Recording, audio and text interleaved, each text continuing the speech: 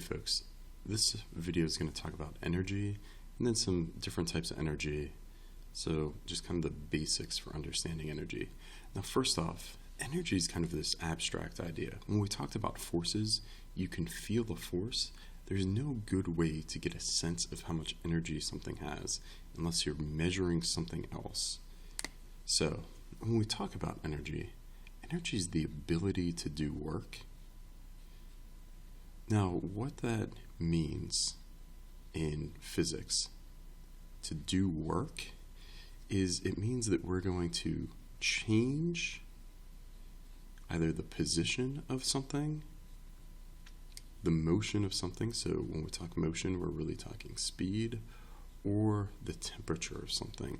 So I can move where something is, I can speed something up or slow it down, or I can change how hot it is. If an object has energy, it has the ability to do those things. So, we've got a lot of different types of energy. So, starting out here, with chemical energy is going to be the energy stored by chemical bonds. So when atoms bond together, it takes energy to get them to bond together, and then we can release that energy by rearranging those bonds. That's that chemical energy. So the gasoline in my car stores chemical energy. When we break those bonds, which is one of the things the engine does, we get that energy out. Now, the next type of energy is thermal energy. So with thermal energy, this is the energy that an object has due to its temperature. So, really, at the end of the day, when we've talked about atoms, we know that hot atoms move faster than cold atoms. That's because they have more energy. The thermal energy is all the energy of all the atoms in an object added up. So if I have a cup of hot chocolate, it's going to be more energy than a cup of chocolate milk, even though chemically they're the same. The fact that those atoms are moving more gives it more thermal energy. Nuclear energy is going to be the energy stored in the nucleus. Now, there's three things that will give us nuclear energy out, and that's going to be radiation. So if something's radioactive, it'll release a little bit of nuclear energy during a radioactive decay. If we have a nuclear reaction like fission, where we split an atom apart, that releases nuclear energy.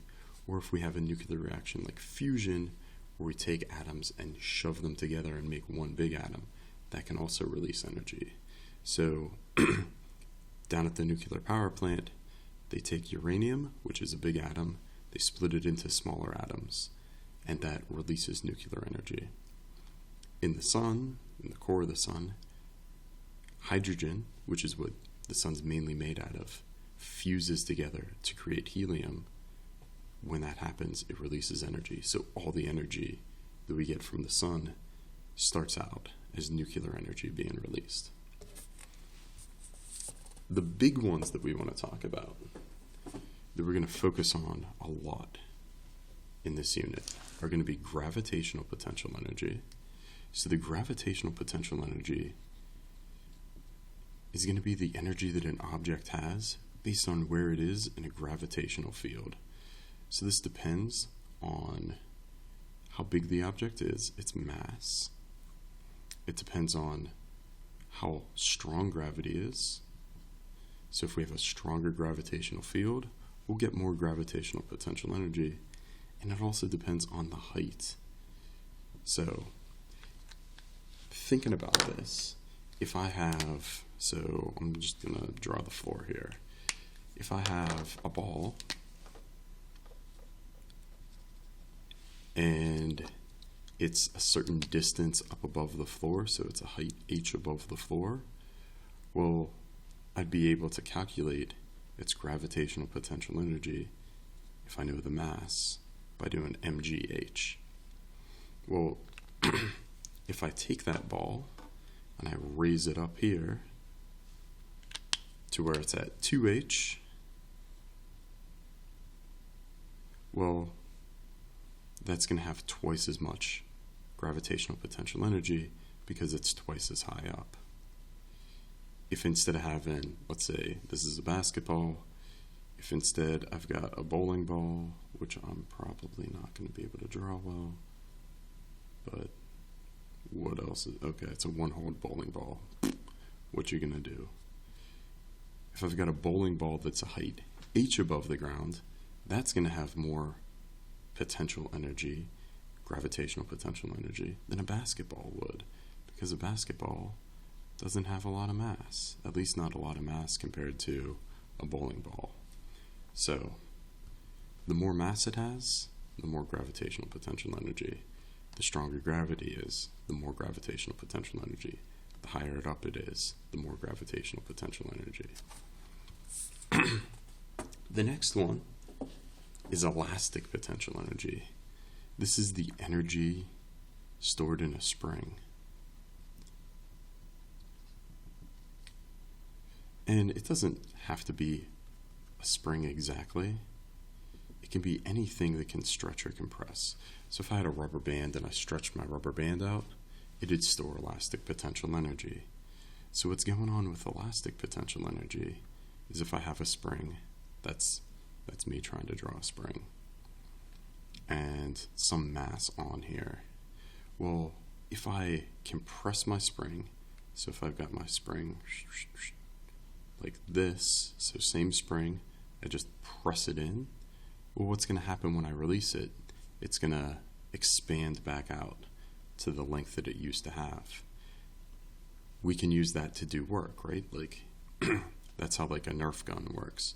There's a spring inside, you compress that spring, and then it shoots out the dart. So that's elastic potential energy. Now, I can do the same thing if I stretch out the bands, right? So like, it takes work to stretch those bands out, and that work goes into elastic potential energy. The last one is kinetic energy. So kinetic energy is the energy an object has because it's moving. So anytime something's moving, it has kinetic energy. So kinetic energy is the energy of motion. It's going to depend on the size of the object again, the mass, how much object it is. How much object it is, that's awful English. How much matters in the object and how fast it's going. But the speed, v, is squared. So what that means is if I increase the speed, I get much more kinetic energy out than if I increase the mass. So what this means is if I have a car, right, and it's driving, if I know the mass of the car, if I know its speed, I could come up with its kinetic energy. Well, if I had another car, same mass, same model, trust me, that's what cars look like when I see them.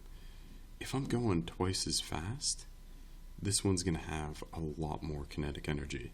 So the faster we go, the more kinetic energy it's going to have. The more mass it has, the more kinetic energy it's going to have. So there we go. That's the different types of energy that we're talking about. Now, here's the thing. A lot of times, objects are going to have some combination of these things. So if I have, for instance, if I throw something, well, it's going to be moving, so it's going to have kinetic energy. But if it's up off the ground, it's going to have gravitational potential energy as well. So there we go. That's energy in about 10 minutes. Have a good one.